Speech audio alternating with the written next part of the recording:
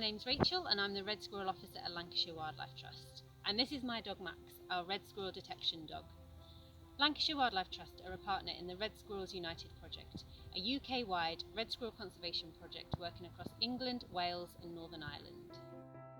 One of the biggest threats facing red squirrel populations in the UK is the squirrelpox virus. This virus is carried by grey squirrels, which are immune to it and do not suffer from any of the symptoms, but it is fatal to red squirrels, which usually die within a couple of weeks of contracting it. Unfortunately, we have experienced outbreaks of squirrelpox virus in the red squirrel populations throughout the Red Squirrels United project area. During a squirrelpox outbreak, any carcasses remaining in the environment can continue to be a source of infection. There are also other diseases that display similar symptoms to pox, and without testing, you never know for sure what you are dealing with.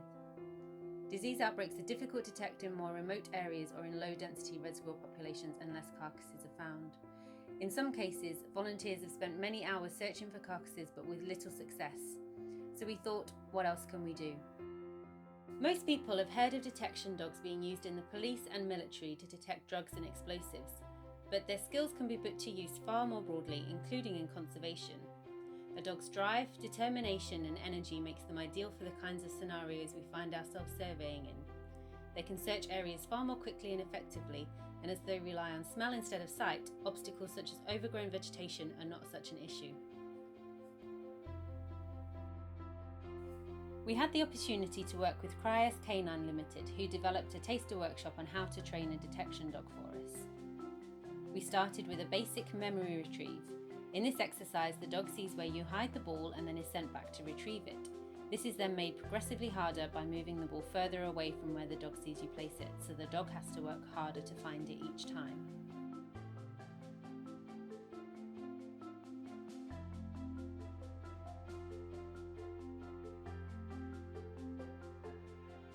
We then moved on to indication training. When we are searching for dead red squirrels, we don't want the dog to pick up any carcasses due to the risk of contamination, both to the dog and the squirrel, so we want them to indicate passively, in this case sitting and staring. They then demonstrated how to train dogs onto a specific scent. The dog starts with searching for their favourite toy, a piece of ball or Kong, then we introduce the scent, in our case red squirrels. The piece of toy gets progressively smaller until the dogs are just searching for the squirrel.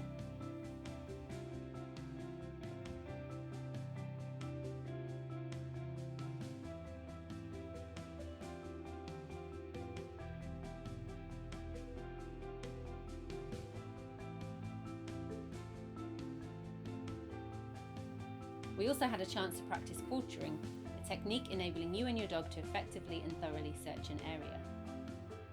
Obviously, the workshop was just a taster of what is involved in training a conservation detection dog, and this cannot be achieved in one day.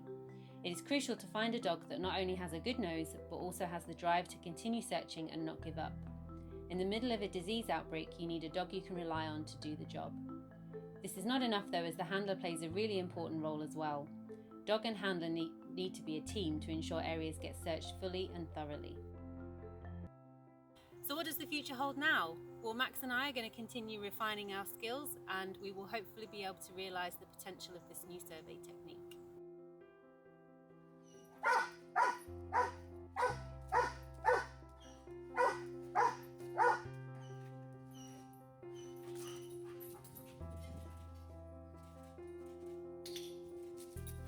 We hope our red squirrel populations remain healthy, but we are now not only better equipped to detect and identify a disease outbreak, but also have another resource to manage it.